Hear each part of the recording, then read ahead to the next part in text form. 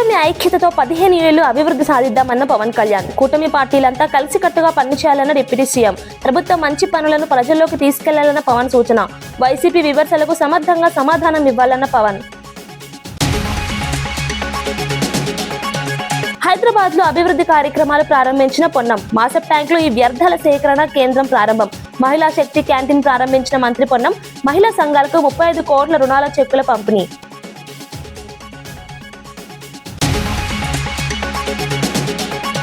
వ్యవసాయాన్ని ఎగుమతుల రంగంగా మార్చాలని ప్రధాని మోదీ. ప్రపంచ మార్కెట్ కు సరిపడే ఉత్పత్తులపై దృష్టి పెట్టాలన్న సూచన. నాణ్యమైన ఉత్పత్తులతో రైతుల ఆదాయం పెరుగుతుందన్న మోదీ. ఆధునిక వ్యవసాయం ద్వారా దేశ ఆర్థిక వ్యవస్థ బలోపేతమన్న ప్రధాని. విద్యా కమిషన్ పై విమర్శలు సరికావన్న చరణ్ కౌశిక్. విద్యారంగ సంస్కరణలకు ప్రభుత్వం చర్యలంటూ కాంగ్రెస్ స్పందన. విద్యా వ్యవస్థ బలోపేతానికి కీలక నిర్ణయాలంటూ చరణ్ వ్యాఖ్య. హరీష్ రావు విమర్శలు రాజకీయ కోణంలోనివన్న కాంగ్రెస్ నేత.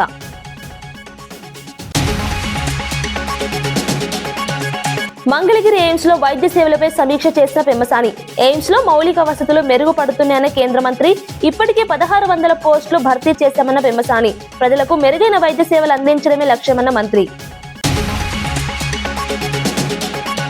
వైసీపీ సభ్యులు కేవలం 11 మంది ఉన్నప్పటికీ 1100 మంది ఉన్నట్లు మాట్లాడుతున్నారని డిప్యూటీ సీఎం పవన్ కళ్యాణ్ వ్యాఖ్యానించారు. కూటమిలోని అన్ని పార్టీలు భేదాభిప్రాయం లేకుండా కలిసికట్టుగా పనిచేయాలని సూచించారు.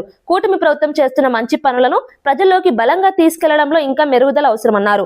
ఆంధ్రప్రదేశ్ అభివృద్ధి కోసం కూటమి పార్టీలు రాబోయే 15 సంవత్సరాలు కలిసి పనిచేయాల్సిన అవసరం ఉందని చెప్పారు.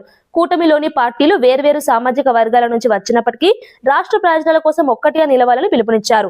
సభలో వైసీపీ నేతలు చేసే విమర్శలను సమర్థవంతంగా తిప్పికొట్టాలని సూచించారు.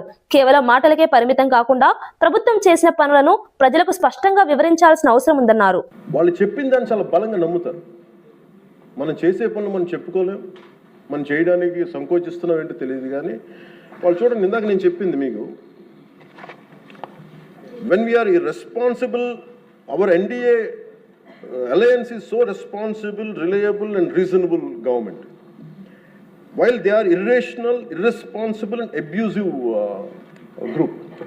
వీటన్నిటి మధ్యలో మనం కూర్చోబెట్టి మనం ఏదైనా మాట్లాడాలి అంటే మనందరం కూడా ఒక ఏకాభిప్రాయం మీద ఒక ఏకత్వం ఉండాలి అనేది నేను మనస్ఫూర్తిగా సభ్యులందరినీ కూడా నేను కోరుకుంటా ఉంటాను. అంటే వాళ్ళు చూడండి, ఆర్టికల్ 21 కాన్స్టిట్యూషన్ ఆఫ్ ఇండియాలో protection of life and personal liberty మాట్లాడితే మేబీ వాళ్ళు ఏమనుకున్నారంటే endangering others life, violating their liberty must be fundamental right అనుకుంటున్నారు వాళ్ళు. ఇది మనం కరెక్ట్ చేయాలి. అలాగే ఆర్టికల్ 19లో 1A all citizens have the right to freedom of speech and expression అంటే వాళ్ళు ఏమనుకున్నారంటే for them it is right to abuse others అనుకున్నారు. ఇవన్నీ కరెక్ట్ చేయాలంటే మటుకు మనం చాలా బలంగా మనలో మనం ఎలాంటి పొరపక్షాలు లేకుండా మనలో మనకి ఎలాంటి గొడవలు లేకుండా ఉంటే తప్ప ఇలాంటి అబ్యూజివ్ వ్యక్తుల సమూహాన్ని మనం ఎదుర్కోలేము అధ్యక్ష. కల్తీలు వాళ్ళే చేస్తారు, వాళ్ళే బూతులు తిడతారు. ఎలా ఉంటుందంటే హిందీలో చెప్తారు, ఉల్టా చోరు కొత్త వాళ్ళు కూడా అంటే దోపిడీలు చేసే దొంగ పోలీసు వస్తే పోలీసుని దొంగ అని అరిచాడు.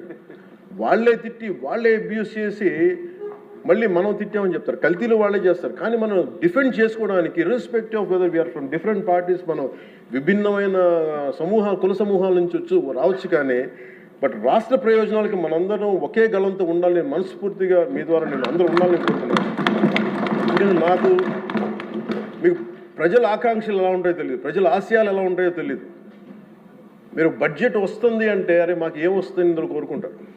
ఒక సమ్మర్లో స్కూల్కి వెళ్ళబోతున్న పిల్లలకి అరే మాకు భవిష్యత్తు మాకు ఏం ఖర్చు ఉంటుంది, ఎంత ఖర్చు ఉంటుంది తల్లిదండ్రులు రాసుకుంటారు. అది మాకు చిన్నప్పుడు మాకు గుర్తు. అలాంటిది ఒక బడ్జెట్ వస్తుంది అంటే ఎన్ని ఆశయాలు ఉంటాయి, ఎన్ని కోరికలు ఉంటాయి, ప్రతి గ్రూప్ మాకేమొస్తుంది మాకేముంటుందని అనుకుంటా ఉంటాం. ఇది మేమందరం ఈ రోజున బడ్జెట్లో అందరికీ ఎంత తృప్తిగా ఉంటుందో నాకు తెలియదు. కానీ one commitment to people I can say, ఒక 15 ఏళ్ళు మేము ఈ రాష్ట్రం కోసం ఈ అలయన్స్ ద్వారా మేము పాటుపడతాం. దానికి మేము చిత్తశుద్ధిగా త్రికరణ శుద్ధిగా అద్భుతంగా ఉండాలి రాష్ట్రం మనస్ఫూర్తిగా నేను కోరుకున్నాను అధ్యక్ష. వీటితో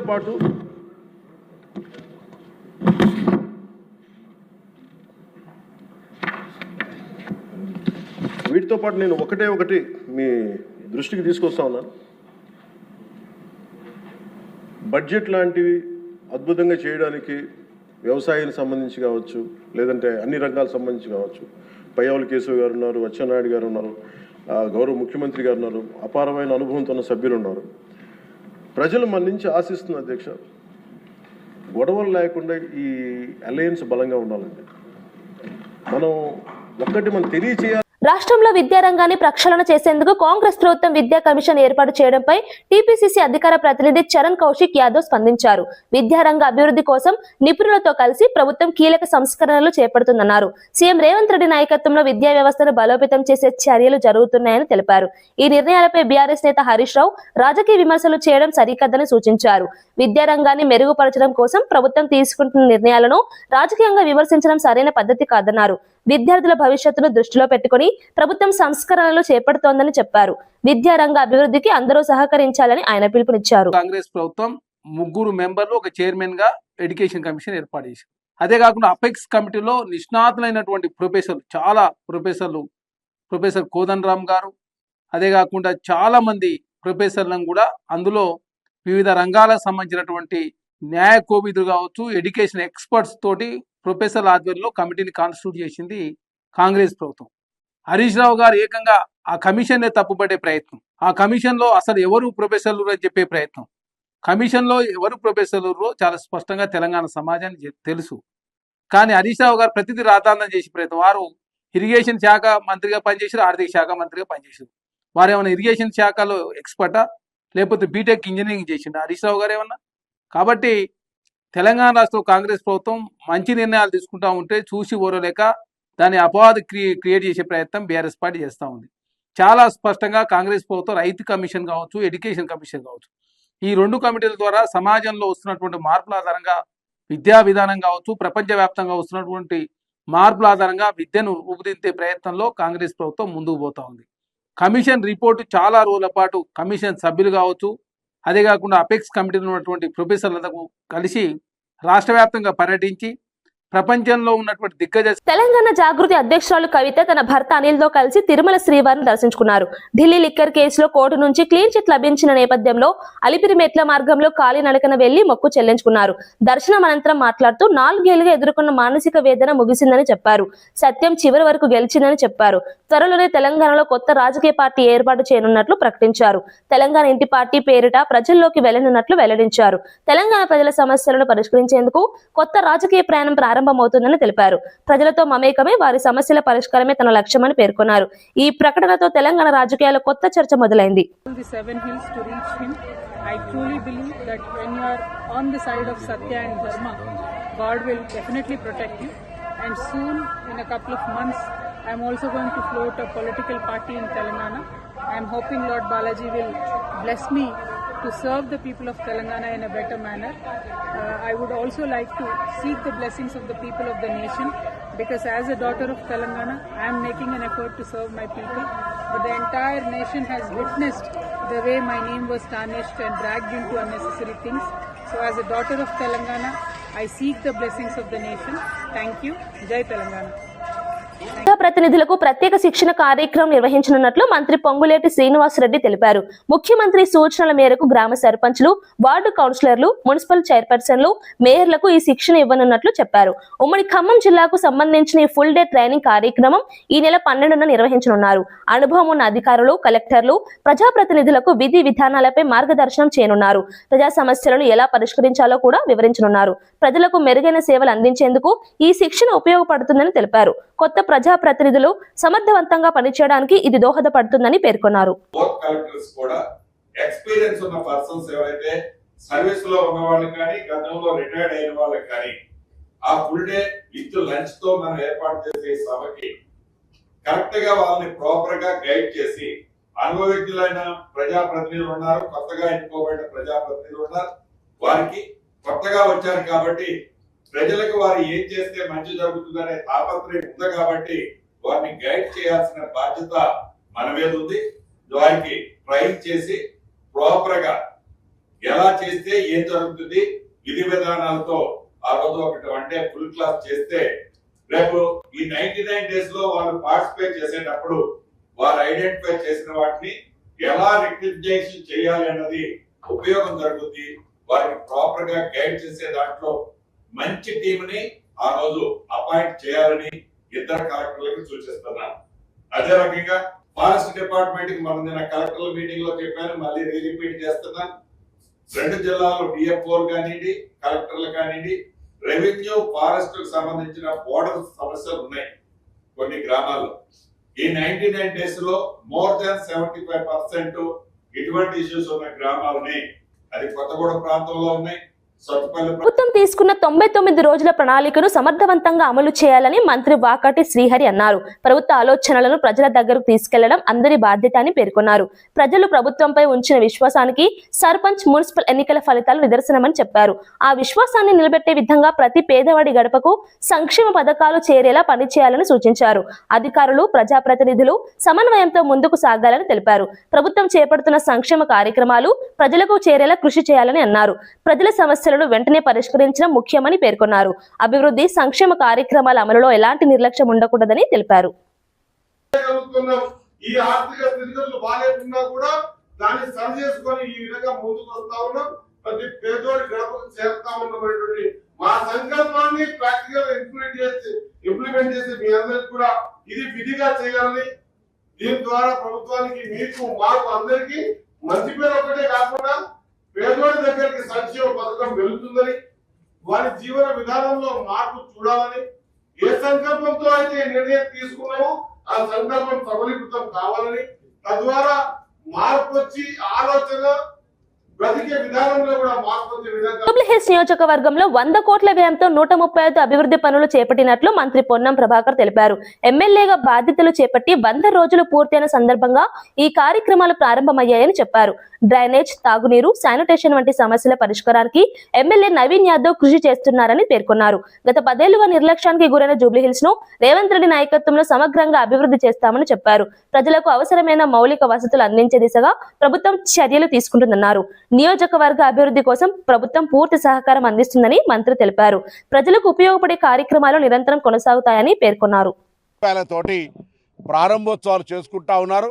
ఈ 100 రోజుల్లో నవీన్ యాదవ్ గారు శాసనసభ్యుడిగా అటు శాసనసభలో కానీ గౌరవ మంత్రుల్ని కానీ ఎప్పుడు ఎక్కడికి వెళ్ళినా నా జూబ్లీహిల్స్ నియోజకవర్గ ప్రజలకు సంబంధించిన ఈ సమస్య ఉంది, ఈ డ్రైనేజీ సమస్య ఉంది, ఈ డ్రింకింగ్ వాటర్ సమస్య ఉంది, ఈ శానిటేషన్ సమస్య ఉందని చెప్పే విధంగా వారు ఎప్పుడూ వారి బాధ్యత నిర్వహిస్తూ ఉన్నారు. వారికి అభినందనలు. తప్పకుండా జూబ్లీహిల్స్కు గత 10 సంవత్సరాలుగా నిర్లక్ష్యానికి గురైన ఈ నియోజకవర్గంలో భవిష్యత్తు 3 సంవత్సరాల్లో నియోజకవర్గంలో అన్ని రకాల సమస్యలు నవీన్ యాదవ్ గారి నేతృత్వంలో, రేవంత్ రెడ్డి గారి నాయకత్వంలో అందరం కూడా కలిసి ఈ జూబ్లీహిల్స్ ప్రజలకు ఇచ్చినటువంటి మాట ప్రకారంగా అన్ని రకాల అభివృద్ధి చేస్తామనే మాట సందర్భంగా తెలియజేస్తా ఉన్నాను. అది ఇంకా భవిష్యత్తు ఉంది. ఇంకా ప్రభుత్వంలో జూబ్లీహిల్స్ చేయాల్సిన పనులు అనేకం ఉన్నాయి. జూబ్లీహిల్స్ ప్రజలకు ఇప్పటికే ప్రభుత్వం తరఫున వస్తున్న 200 యూనిట్ల ఉచిత విద్యుత్ కానీ, సన్న బియ్యం కానీ, రేషన్ కార్డులు కానీ, అదేవిధంగా త్వరలోనే ఇల్లు లేని నిరుపేదలందరికీ ఇందిరమ్మ ఇండ్లు ఇచ్చే కార్యక్రమాన్ని కూడా తీసుకోబోతా ఉన్నాం. ఇది కాక స్వయంగా ఉపాధి పథకాలకు సంబంధించి మహిళలందరినీ సభ్యులుగా చేయడంతో పాటుగా ఈ వార్డుల్లో ఉన్న ఈ డివిజన్స్లో ఉన్నటువంటి జూబ్లీహిల్స్ నియోజకవర్గంలో ఉన్నటువంటి 7 డివిజన్లలో అక్కడ ఉండబడేటువంటి అనేక మౌలిక సదుపాయాలను కలిగజేసేటువంటి గతంలో శాంక్షన్ చేసినా గానీ రేవంత్ రెడ్డి హార్వర్డ్ కెనడీ స్కూల్లో చదివిన ఖర్చులపై వచ్చిన ఆర్టీఐ సమాచారాన్ని కాంగ్రెస్ ఎమ్మెల్సీ అద్దంకి దయాకర్ ఖండించారు. రేవంత్ రెడ్డి విద్యా ఖర్చులు విద్యాశాఖ నిధుల నుంచి కేటాయించారని, ఆర్టీఐలో వచ్చిన సమాచారం తప్పు అని అన్నారు. ఆ సమాచారం పూర్తిగా అబద్ధమని స్పష్టం చేశారు. రేవంత్ రెడ్డి తన స్వంత ఖర్చులతోనే హార్వర్డ్ కెనడీ స్కూల్లో చదువుకున్నారని తెలిపారు. ఈ అంశాన్ని రాజకీయంగా వక్రీకరించే ప్రయత్నాలు జరుగుతున్నాయని ఆరోపించారు. ప్రజలను తప్పుదారి పట్టించేలా తప్పుడు ప్రచారం జరుగుతుందన్నారు. నిజాలు ప్రజలకు తెలియాల్సిన అవసరం ఉందని చెప్పారు. ఈ అంశంపై పూర్తి స్పష్టత రావాలని డిమాండ్ చేశారు. మాత్రమే పర్మిటెడ్గా ఉంటాయి తప్పితే హార్వర్డ్ స్కూల్ యొక్క ఫీజు కూడా తనే కట్టుకున్నాడు. సొంత ఖర్చులతో కట్టుకునే దాంట్లో సొంత ఖర్చులతో కట్టుకునే అవకాశం ఉంటుంది. కానీ వీళ్ళు ఎక్కడి దరిద్రులు రా నాయన, మీరు నాకు అర్థం కాదు. మీకు ఎవడెవడు చెప్తుండేది అసలు మిమ్మల్ని కాదు, వాడిని ఎవరినో వాడిని దంచాలి మీకు చెప్పేటోని. ఏలూరు జిల్లా జీలుగుమిల్లి ప్రాంతంలో భారీగా గంజాయి తరలిస్తున్న ఇద్దరిని పోలీసులు అరెస్ట్ చేశారు. వారి వద్ద నుంచి సుమారు 598 కిలోల గంజాయిని స్వాధీనం చేసుకున్నారు. గంజాయి తరలింపుకు ఉపయోగించిన ఒక వ్యాన్తో పాటు 2 సెల్ ఫోన్లను కూడా పోలీసులు సీజ్ చేశారు. గోప్య సమాచారం ఆధారంగా పోలీసులు ప్రత్యేకంగా తనిఖీలు చేపట్టగా ఈ గంజాయి రవాణా బయటపడింది. నిందితులు గంజాయిని ఇతర ప్రాంతాలకు తరలించే ప్రయత్నంలో ఉండగా పోలీసులు అదుపులోకి తీసుకున్నారు. పట్టుబడిన వారిని విచారిస్తున్న పోలీసులు గంజాయి సరఫరా నెట్వర్క్ పై దర్యాప్తు కొనసాగిస్తున్నారు. ఈ ఘటనతో ప్రాంతంలో సంచలనం ఏర్పడింది. ఈ ఆపరేషన్ లో భాగంగా మంచి ఇన్ఫర్మేషన్ డెవలప్ చేసుకుని మన జీలిగిమిల్లి పోలీసు ఒక సక్సెస్ఫుల్ ఆపరేషన్ చేశారు. దీంట్లో తాటికాయలగూడెం దగ్గర మనం వెహికల్ చెకింగ్ చేస్తూ ఈ టాటా DCM వ్యాన్లో ట్రాన్స్పోర్ట్ చేస్తున్న సుమారు 598 కిలోల గంజాయిని సీజ్ చేయడం జరిగింది. ఈ 598 కిలోల గంజాయి వీళ్ళు ట్రాన్స్పోర్ట్ చేస్తున్న ఇద్దరు, దిలీప్ కుమార్ మహంతి, జనార్దన్ ప్రధాన్, వీళ్ళిద్దరు కూడా బరంపూర్ రెసిడెంట్స్. వాళ్ళ ఇద్దరిని కూడా ఈ మెటీరియల్తో పాటు అరెస్ట్ చేయడం జరిగింది. వీళ్ళలో ఒకరి మీద ఇంతకు ముందే ఒక యూపీ పోలీస్ స్టేషన్లో కూడా ఒక గాంజాయి కేసు ఉంది. వీళ్ళ ఇంట్రాగేషన్లో భాగంగా మాకు ఇంకా కొన్ని విషయాలు తెలిసినాయి. ఎక్కడ నుంచి లోడ్ చేస్తున్నారు, ఇంతకు ముందు చేసిన కొన్ని ట్రిప్స్ కూడా కన్ఫెషన్స్లో తీసుకురావడం జరిగింది. తర్వాత వీళ్ళకి ఎవరు లోడ్ చేశారు, వీళ్ళు ఈ లోడ్ని ఎక్కడికి తీసుకెళ్తున్నారు మహారాష్ట్రలో, వాళ్ళ పేర్లు కూడా ఇన్వెస్టిగేషన్లో భాగంగా గుర్తించడం జరిగింది. తొందరలో మిగిలిన నలుగురిని, వాళ్ళకి కనెక్టెడ్ ఎంతమంది ఉంటే వాళ్ళని కూడా అరెస్ట్ చేయడం జరుగుతుంది. కరీంనగర్ జిల్లా రామడుగు మండలంలో గౌరమ్మ అనే మహిళ దారుణ హత్యకు గురైంది.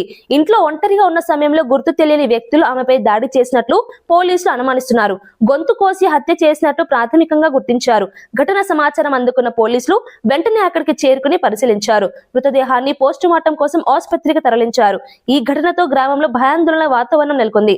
నిందితులను గుర్తించేందుకు పోలీసులు ప్రత్యేక బృందాలతో గాలింపు చర్యలు చేపట్టారు. అవుతుంది మ్యారేజ్ సంబంధించిన విషయంలో.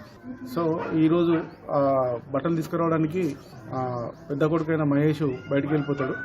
అదే ఉంది ఆ ఫంక్షన్కి సంబంధించి వాళ్ళ ఫాదరు ఆ ఫంక్షన్కి వెళ్ళిపోతాడు. ఇంట్లో ఓన్లీ వాళ్ళ యొక్క చిన్న కొడుకైన అనిలును ఈ గౌరమ్మ ఇద్దరు ఉంటారు. ఇద్దరున్న తర్వాత సుమారు 1 నుంచి 1:50, 1:40 మధ్య ప్రాంతంలో ఈమె యొక్క గొంతు థ్రాట్ని కత్తితో కట్ చేసి ఈమె చనిపోయి ఉంటుంది. డోర్స్ అని పెట్టి ఉంటాయి లోపల, ఓన్లీ బయట సైడ్ డోర్ మాత్రం ఓపెన్ చేసి దగ్గరేసి బయటికి వెళ్ళిపోతారు.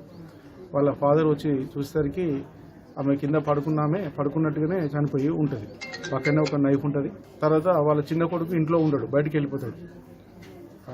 ఇప్పుడు ఈ విషయంలో మాకు ఇంతవరకు సమాచారం మేరకు మేము వచ్చి ఇక్కడ ఎంక్వైరీ చేస్తున్నాము. దరఖాస్తు తీసుకొని కేసు రిజిస్టర్ చేస్తాము. భారత వ్యవసాయ రంగాన్ని ఎగుమతుల ఆధారిత రంగంగా మార్చారని ప్రధాని నరేంద్ర మోదీ పిలుపునిచ్చారు. రైతులు మరియు వ్యవసాయ రంగానికి సంబంధించిన భాగస్వాములు ప్రపంచ మార్కెట్కు సరిపడే నాణ్యమైన ఉత్పత్తులపై దృష్టి పెట్టాలని సూచించారు. ప్రపంచ మార్కెట్లలో భారత వ్యవసాయ ఉత్పత్తులకు మంచి అవకాశాలు ఉన్నాయని చెప్పారు. నాణ్యమైన ఉత్పత్తులు తయారు చేస్తే రైతుల ఆదాయం పెరుగుతుందని తెలిపారు. వ్యవసాయ రంగాన్ని ఆధునిక పద్ధతులతో అభివృద్ధి చేయాల్సిన అవసరం ఉందన్నారు. రైతులకు సాంకేతిక సహాయం అందించడంతో పాటు ఎగుమతులకు ప్రోత్సాహం ఇవ్వాలని సూచించారు. వ్యవసాయం ద్వారా దేశ ఆర్థిక వ్యవస్థకు మరింత బలం చేకూరుతుందని ప్రధాని పేర్కొన్నారు.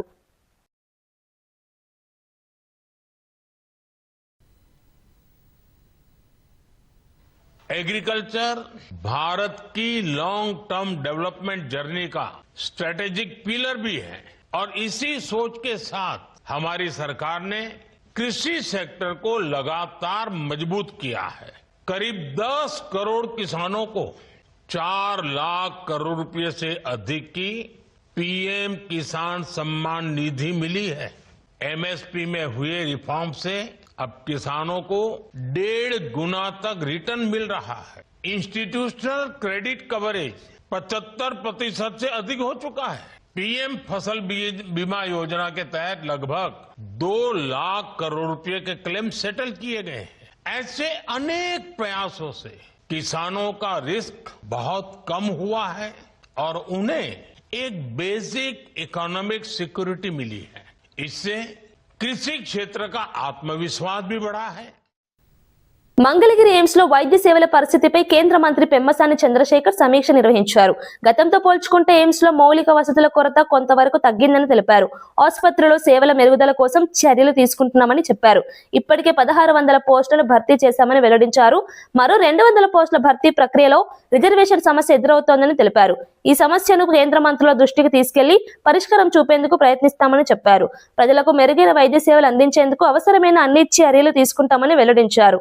వైద్య సిబ్బంది సేవలను అభినందించిన మంత్రి ఆసుపత్రి అభివృద్ధికి కేంద్ర ప్రభుత్వం సహకారం అందిస్తుందని తెలిపారు. 10 ఎకరాల ల్యాండ్ కావాలని అడిగారు. అది స్టేట్ గవర్నమెంట్ తో వర్క్ చేసి చేయాలి. రెసిడెంట్స్ పొజిషన్ అని పీజీ సీట్స్ అట్లాంటివి కొంచెం ఎక్కువ వచ్చే విధంగా చేయమన్నారు. ఉన్న స్టాఫ్ కంటే కూడా అడిషనల్ స్టాఫ్ అడిగారు. రకరకాల వాళ్ళు ఉన్నాయి. ఇవి కూడా నేను మళ్ళీ ఒకసారి వెళ్ళి ఫైనాన్స్ మినిస్టర్ గారితో కూర్చొని ఏం చేయగలమో అవన్నీ చేస్తాను. కూటమి ప్రభుత్వం ప్రజా సమస్యలపై దృష్టి పెట్టడం లేదని వైసీపీ నేత రోజా విమర్శించారు. తిరుమల లడ్డూలో ఎటువంటి కల్తీ జరగలేదని సుప్రీంకోర్టు సిట్ స్పష్టం చేశాయని అన్నారు. అయినప్పటికీ రాజకీయ ప్రయోజనాల కోసం ఈ అంశాన్ని కూటమి నాయకులు ఉపయోగించారని ఆరోపించారు. సందర్భంగా పంచారామాల్లో ఒకటైన అన్నపూర్ణ పార్వతి సమేత సోమేశ్వర స్వామి దేవాలయానికి రావటం చాలా సంతోషంగా ఉంది.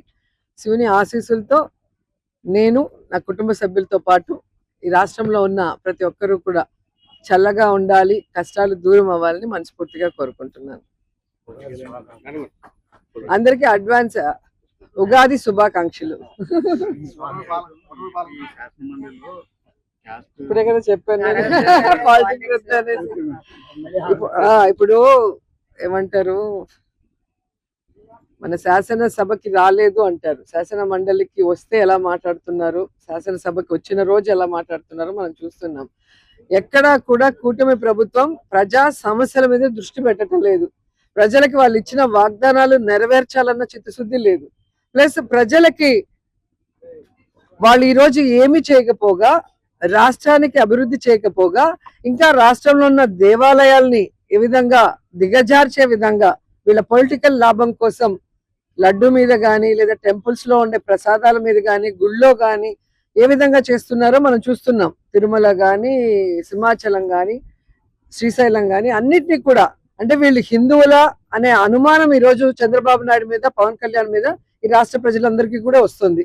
ఎందుకంటే ఒక హిందూ అనేవాడు ఈ విధంగా స్వామివారిని కానీ, స్వామివారి గుడులను కానీ, స్వామివారి ప్రసాదాన్ని కానీ దిగజార్చే విధంగా రాజకీయాల్లోకి లాగరు. లేని వాటిని ఉన్నట్టుగా ఏ విధంగా లడ్డూలు అది కలిసింది ఇది కలిసింది అని చెప్పి ప్రజల్ని ఈరోజు భయభ్రాంతులు చేయటమే కాకుండా భక్తుల మనోభావాలను దెబ్బతీశారు. ఆఖరికి సుప్రీంకోర్టు సిట్ ద్వారా, సిబిఐ ఇచ్చిన రిపోర్ట్ ద్వారా దీంట్లో జంతు కొవ్వు కలవలేదు, ఇదంతా కూడా ఫేక్, దేవుణ్ణి రాజకీయాల్లోకి రాగద్దని చెప్పిన తర్వాత కూడా ఇంకా ఈరోజు సీఎం గాని, డిప్యూటీ సీఎం గాని, ఆఖరికి హోమ్ మినిస్టర్ కూడా ఎలా దిగజారిపోయి మాట్లాడుతున్నారో రోజు రోజుకి మీరు గమనిస్తున్నారు. ఇవంతా ఒక ఎత్తు అయితే, ఆఖరికి శాసన మండలిలో ఒక చైర్పర్సన్ ఎవరైతే స్పీకర్ కూర్చున్నారో ఆయన కులం గురించి, ఆయన జాతి గురించి మాట్లాడే దిగజారిపోయే స్థితికి ఈరోజు కూటమి ప్రభుత్వం రావటం చాలా దురదృష్టకరం. దీంట్లో మోషన్ రాజు గారు పెద్ద మనసుతో క్షమించారేమో గాని ఈ రాష్ట్రంలో ఉన్న దళితులు గాని, క్రిస్టియన్స్ గాని, ముఖ్యంగా పేదవాళ్ళు ఎవ్వరు కూడా దీన్ని క్షమించరు. ఎందుకంటే ఒక ఉన్నతమైన స్థానంలో కూర్చున్న వాళ్ళకి ఎప్పుడు కూడా కులం గాని, మతం గాని చూడకూడదు. వాళ్ళు ప్రజలకి వాళ్ళు కూర్చున్న స్థానం నుంచి కరెక్ట్ గా వాళ్ళు ఉన్నారా, పని చేస్తున్నారా అన్నది మాత్రమే చూడాలి. కానీ లేనిపోని వాటిని తీసుకొచ్చి డైవర్షన్ పాలిటిక్స్ చేస్తూ ఈరోజు ఒక గౌరవమైన స్థాయిలో ఉన్న మంత్రి స్థానంలో ఉన్న అచ్చెన్నాయుడు గారు గాడిదలాగా అడ్డంగా పెరిగాడు. కానీ ఏ రోజైనా సక్రమంగా మాట్లాడాడని అడుగుతున్నా. ఈరోజు తెలుగుదేశం పార్టీ వాళ్ళు పరిస్థితి, చంద్రబాబు నాయుడు డిప్యూటీ సీఎం ఇలా ఉంటే ఇంక మంత్రులను ఏం కంట్రోల్ చేస్తారో ఒకసారి మీరు ఆలోచించండి. ఈరోజు మీరు తప్పు చేయలేదు, మేము తప్పు చేశామనుకున్నప్పుడు మీరు ఆ ఇష్యూ మీద చర్చకు రావచ్చు కదా, లడ్డు ఇష్యూ మీద. దాన్ని డైవర్ట్ చేయడానికి మళ్ళీ ఈరోజు స్పీకర్ గారి క్యాష్ గురించి ఎందుకు తీసుకొచ్చారని నేను అడుగుతున్నాను. సో ఈ రోజు రాష్ట్ర ప్రజలు ఎప్పుడు ఎన్నికలు పెట్టినా ఈ కూటమి ప్రభుత్వానికి చంప పెగలగొట్టడానికి రెడీగా ఉన్నారని ఈ సందర్భంగా తెలియజేసుకుంటున్నా. ఇంకనైనా ఈ కులాలు కుంపట్లు పెట్టి ప్రజల్ని విడదీయకండి. అలాగే దేవుళ్ళ ప్రసాదాల మీద విషం చిమ్మి భక్తుల మనోభావాలు దెబ్బతీయకండి. మీరు రాజకీయాల్లో ఉన్నారు, ప్రజలకి చేయగలిగితే మంచి చేయండి, లేదా రాజీనామా చేసి ఇంట్లో కూర్చోండి. వార్తలు ముగించే ముందు ముఖ్యాంశాలు మరోసారి. కూటమి ఐక్యతతో 15 ఏళ్లు అభివృద్ధి సాధిద్దామన్న పవన్ కళ్యాణ్. కూటమి పార్టీలంతా కలిసికట్టుగా పనిచేయాలన్న డిప్యూటీ సీఎం. ప్రభుత్వం మంచి పనులను ప్రజల్లోకి తీసుకెళ్లాలన్న పవన్ సూచన. వైసీపీ విమర్శలకు సమర్థంగా సమాధానం ఇవ్వాలన్న పవన్.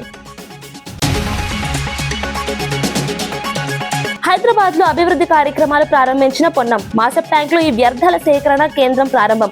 మహిళా శక్తి క్యాంటీన్ ప్రారంభించిన మంత్రి పొన్నం. మహిళా సంఘాలకు 35 కోట్ల రుణాల చెక్కుల పంపిణీ.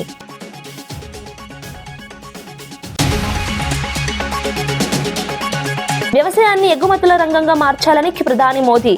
ప్రపంచ మార్కెట్ కు సరిపడే ఉత్పత్తులపై దృష్టి పెట్టాలన్న సూచన. నాణ్యమైన ఉత్పత్తులతో రైతుల ఆదాయం పెరుగుతుందన్న మోదీ. ఆధునిక వ్యవసాయం ద్వారా దేశ ఆర్థిక వ్యవస్థ బలోపేతమన్న ప్రధాని.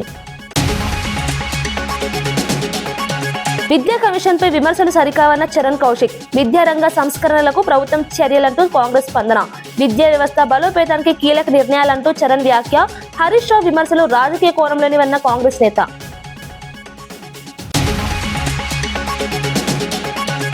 మంగళగిరి ఎయిమ్స్ లో వైద్య సేవలపై సమీక్ష చేసిన పెమ్మసాని.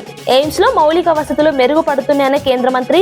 ఇప్పటికే 1600 పోస్టులు భర్తీ చేశామన్న పెమ్మసాని. ప్రజలకు మెరుగైన వైద్య సేవలు అందించడమే లక్ష్యమన్న మంత్రి. ఇవి ఈనాటి వార్తా విశేషాలు. మరో బులెటిన్లో మళ్ళీ కలుద్దాం. నమస్కారం.